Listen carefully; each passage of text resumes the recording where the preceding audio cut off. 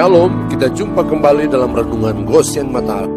Haleluya, saudaraku yang dikasihi dan diberkati Tuhan. Renungan pagi hari ini bertema, Kobarkanlah karunia Roh Kudus. Bacaan firman terambil dari 2 Timotius pasal 1 ayat yang ke-6.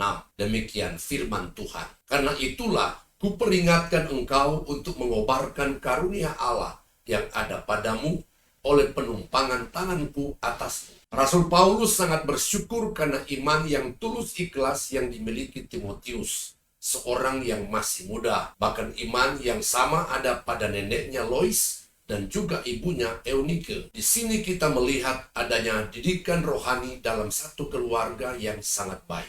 Sebagai seorang yang masih muda dan telah dipercayakan sebagai pemimpin jemaat di Efesus, Rasul Paulus memberikan nasihat dan pesan-pesan penting. Antara lain, dalam 1 Timotius pasal 4 ayat 12 dan 13 mengatakan, jangan seorang pun menganggap engkau rendah karena engkau muda. Jadilah teladan bagi orang-orang percaya dalam perkataanmu, dalam tingkah lakumu, dalam kasihmu, dalam kesetiaanmu, dan dalam kesucianmu.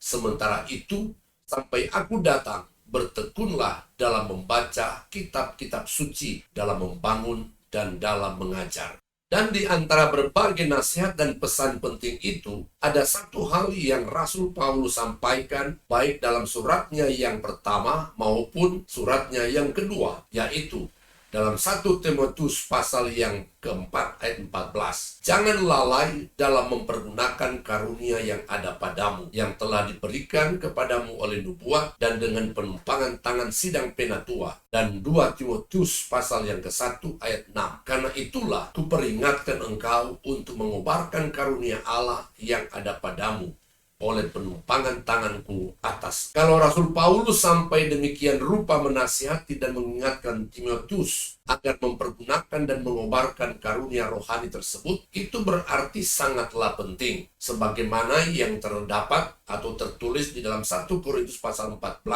ayat 23 dan 24. Tetapi kalau semua bernubuat, lalu masuk orang yang tidak beriman atau orang baru, ia akan diyakinkan oleh semua dan diselidiki oleh semua. Segala rahasia yang terkandung di dalam hatinya akan menjadi nyata, sehingga ia akan sujud menyembah Allah dan mengaku, sungguh Allah ada di tengah-tengah kamu. Saudaraku yang terkasih di dalam Yesus, ketika karunia-karunia penyataan Roh Kudus antara lain nubuat dan penglihatan yang Tuhan percayakan kepada kita terus dikobarkan dan dipergunakan, maka itu laksana kapak yang terus diasah sehingga tetap tajam dan tidak akan berkarat. Amin. Tuhan Yesus memberkati.